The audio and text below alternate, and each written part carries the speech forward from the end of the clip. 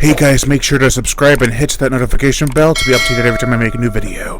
Thanks, let's begin. How do you revolutionize a subgenre in just one word?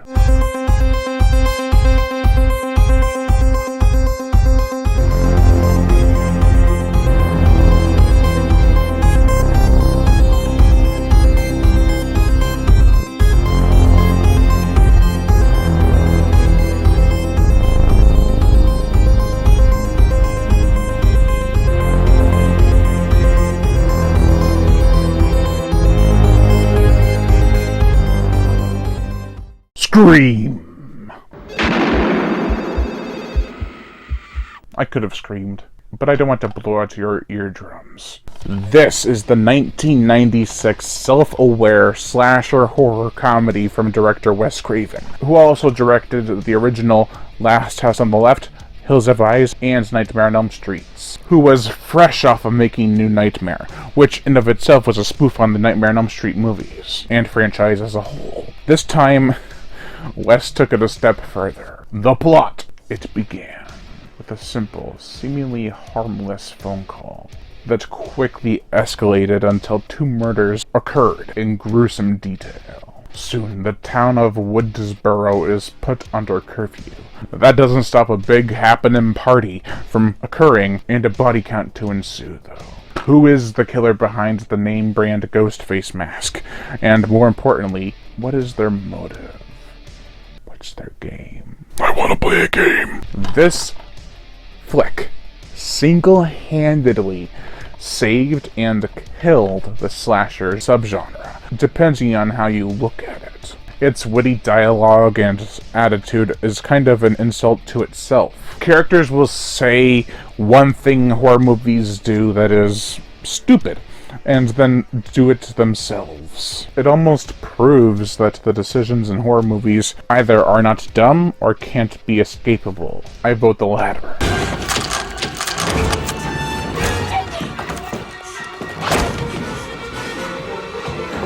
The film is either really dumb or too self-aware for its own good, or is aware of its mistakes, or rather the character's mistakes, and chooses to just have fun. In that, can you really call this a smart horror movie? Or is it just a witty one? One thing you can say for sure is that it did reinvent the slasher subgenre, for better or worse. Floods of imitators and cash-ins came out following the success of this flick, like I Know What You Did Last Summer, Urban Legend, Valentine.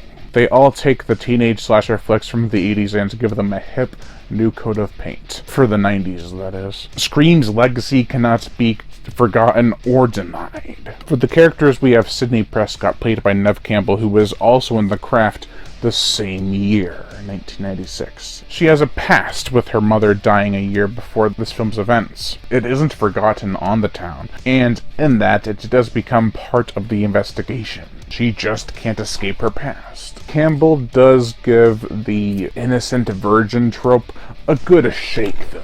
She's sick of it all and just wants to know the truth before she moves on. Gail Weathers, played by Courtney Cox, who even pokes fun at her last name. Sounds like I'm a meteorologist or something. Which further drives home my point that this film is self-aware of its self-awareness, is the power-hungry reporter. She's getting a book published on the story of Joseph Cotton, a man who presumably killed Sydney's mother. She is quite the bitch, but does have a soft spot for Deputy Dwight. Dewey. But in this movie, it isn't 100% presenting the fact that her feelings are genuine.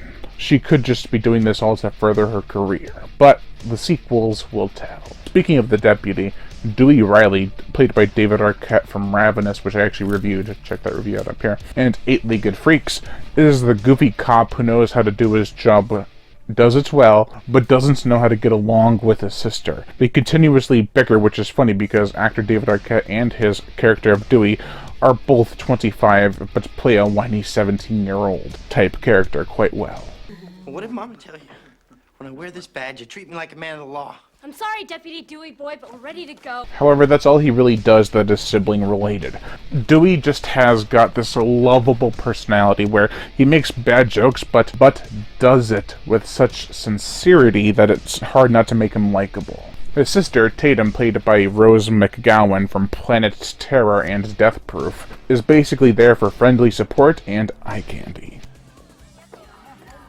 Billy Loomis, played by Skeet Ulrich, who was also in The Craft in the same year in 1996, is the brooding boyfriend of Sydney's. He wants to make love to her, but she's reluctant. He's patient and not too pushy, however, there's just something off about him. Maybe it's his bad boy looks. The cops said I scared him away. Casey, played by Drew Barrymore from E.T., Firestarter, Ever After. What? It's a good movie. It was basically, spoilers, our Janet Leigh for the movie. She's marketed all over the posters, even this one, she's on the front, but it isn't in it for very long.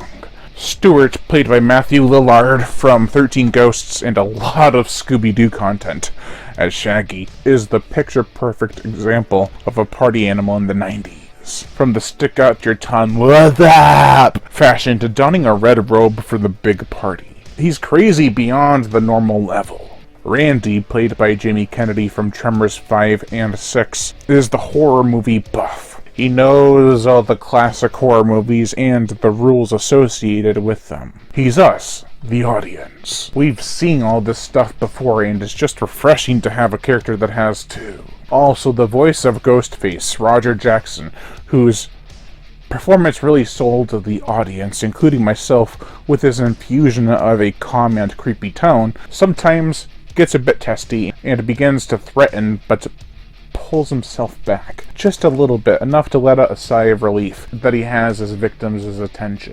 If you hang up on me, you'll die just like your mother. There's a slew of characters and big-name actors in this flick. However, the actors and actresses need not only a good script, but a nice location to work in. Woodsboro is a simple town without much ambition for change. It's got the hustling and bustling of high school where kids can just hang outside before class starts.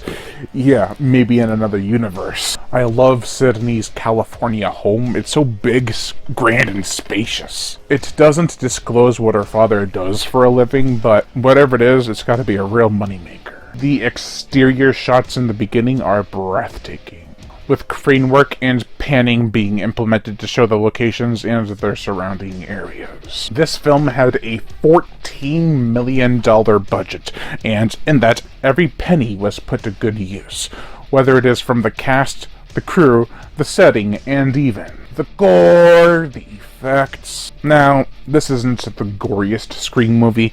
Hell, it's not even the bloodiest. But it does have some highlights. We get a couple of gutsy guttings, some savage stabbings, and a slit throat. And a crushed cranium when a character tries to go through a cat door in the garage door. That one looks ridiculously bad, though. The film was rated R for strong, graphic horror violence and gore, which I've always thought was a bit extreme. It's overkill.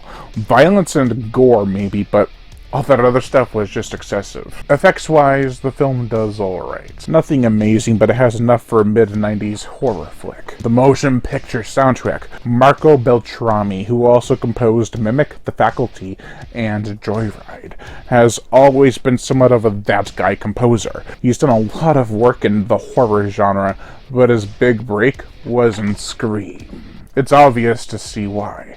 There are some genuinely good themes here.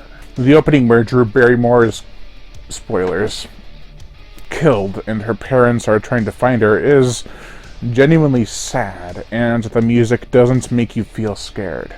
It's rather helpless with a layer of whimsy, like she's passing on and just fading in and out of lucidity. The track Trouble in Woodsboro definitely sets the stage and has become synonymous with the franchise.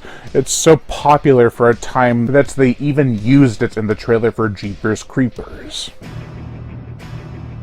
To its full effect. It's a decent musical score that was accompanied by a lot of popular pop tracks at the time. Speaking of which, I bought the CD for this, so I could have it in this review. It wasn't the Marco Beltrami soundtrack, it was all the songs in the movie that were from other artists. So I was like, you know what, I'm gonna return that. However, one track that I did like is the soft acoustic version of Don't Fear the Reaper by Gus, which is a cover of a Blue Oyster Cult song. Great stuff.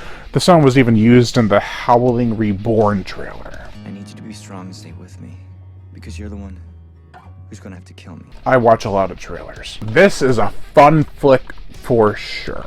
It's not the best slasher, but it cannot be understated that it did kick off the 90s slasher trend of being meta. Well, that's Anne's New Nightmare. We got some hits out of that, like the as before mentioned, I Know What You Did Last Summer, Urban Legend, Valentine. I don't know if that one was a hit, but we did get some low-budget duds like Ripper, Strangeland, and Cherry Falls. Duds as in box office results, if anything at all. The film's understanding of the slasher subgenre can be attributed to Wes Craven's understanding of the genre as a whole. He knows what to do with these movies. Got a lot of trashy, exploitative flicks out there. Let's take a family into a desert and have them hunted by cannibals. Got a lot of silent, masked killers out there. Make a wisecracking killer with his face fully exposed, burnt and all. Wes could see that the slasher subgenre was dying, and did everything he could to reinvent it. Revive it, even. He succeeded in that regard. Audiences may have gotten mad because of what he did to the subgenre back then,